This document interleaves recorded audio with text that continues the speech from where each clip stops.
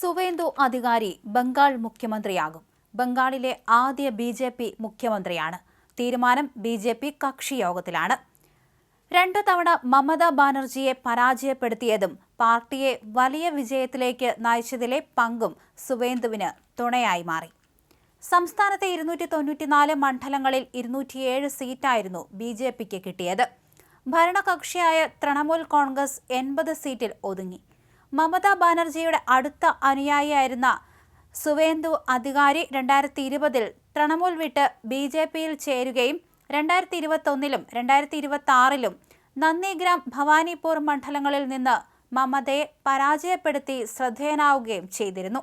2021 മുതൽ പശ്ചിമ ബംഗാൾ നിയമസഭയിലെ പ്രതിപക്ഷ നേതാവാണ് അദ്ദേഹം. തൃണമൂൽ കോൺഗ്രസിലൂടെ രാഷ്ട്രീയത്തിൽ വരികയും 2020-ൽ അദ്ദേഹം ബി.ജെ.പിയിൽ ചേരുകയും ചെയ്തു.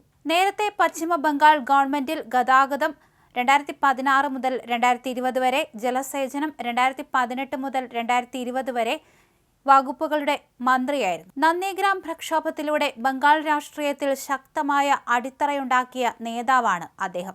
1970 ഡിസംബർ 15-ന് പശ്ചിമ ബംഗാളിലെ കാർക്കുലിയിൽ മഹിഷ്യ ക്ഷത്രിയ കുടുംബത്തിലാണ് അധികാരി ജനിച്ചത്. അധികാരി രാഷ്ട്രീയക്കാരുടെ ഒരു കുടുംബത്തിൽപ്പെട്ടയാളാണ്. അദ്ദേഹത്തിന്റെ പിതാവ് ശിശിർ അധികാരി പശ്ചിമ ബംഗാൾ നിയമസഭയിലും ലോക്സഭയിലും സേവനമനുഷ്ഠിച്ചിട്ടുണ്ട്. സുവേന്ദുവിന്റെ സഹോദരന്മാരിൽ ഒരാളായ സൗമേന്ദു അധികാരി കാന്തി മുനിസിപ്പൽ കോർപ്പറേഷന്റെ ചെയർമാനായിരുന്നു. 2020 ഡിസംബർ 19-ന് അദ്ദേഹം ആഭ്യന്തരമന്ത്രി അമിത്ഷായുടെ സാന്നിധ്യത്തിൽ ഭാരതീയ ജനതാ പാർട്ടിയിൽ ചേർന്നു. അധികാരിയുടെ കൂറുമാറ്റത്തിന് കാരണം മമതാ ബാനർജിയുടെ അനന്തരവൻ അഭിഷേക് ബാനർജിയുമായുള്ള ശത്രുതയാണെന്ന് റിപ്പോർട്ടുണ്ട്. അദ്ദേഹത്തെ മമതാ ബാനർജിയുടെ അനന്തരാവകാശിയായി വളർത്തിക്കൊണ്ടിരുന്നു. 2021-ലെ പശ്ചിമ ബംഗാൾ നിയമസഭാ തെരഞ്ഞെടുപ്പിൽ നന്ദിഗ്രാം നിയമസഭാ സീറ്റിൽ നിന്ന് അദ്ദേഹം പശ്ചിമ ബംഗാളിലെ നിലവിലെ മമതാ ബാനർജിയെ 1956 വോട്ടുകൾക്ക് പരാജയപ്പെടുത്തി. നന്ദിഗ്രാമിന്റെ വിധി ചോദ്യം ചെയ്ത് മമതാ ബാനർജി കൊൽക്കത്ത ഹൈക്കോടതിയിൽ തെരഞ്ഞെടുപ്പ് ഹർജി സമർപ്പിച്ചിരുന്നു. മെയ് 10-ന് കേന്ദ്രമന്ത്രി രവിശങ്കർ പ്രസാദ് പശ്ചിമ ബംഗാൾ നിയമസഭയിലെ ബി.ജെ.പി. നിയമസഭാ കക്ഷി നേതാവായി സുവേന്ദു അധികാരിയെ പ്രഖ്യാപിച്ചു.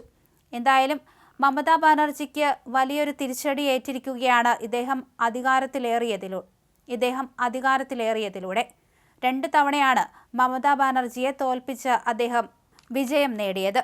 അതേസമയം കഴിഞ്ഞ ദിവസമാണ് ഇദ്ദേഹത്തിന്റെ ഒരു സഹായി ചന്ദ്രനാഥ് രഥ് കൊല്ലപ്പെട്ടത്. താൻ ഭവാനിപൂരിൽ തൃണമൂൽ നേതാവ് മമതാ ബാനർജിയെ പരാജയപ്പെടുത്തിയതുകൊണ്ടാണെന്ന് ഈ ഒരു സംഭവത്തിൽ പ്രതികരിച്ച് സുവേന്ദു അധികാരി പറഞ്ഞിരുന്നു. രഥിന്റെ കുടുംബത്തെ സന്ദർശിച്ച ശേഷം മാധ്യമപ്രവർത്തകരോട് സംസാരിക്കുകയായിരുന്നു അദ്ദേഹം.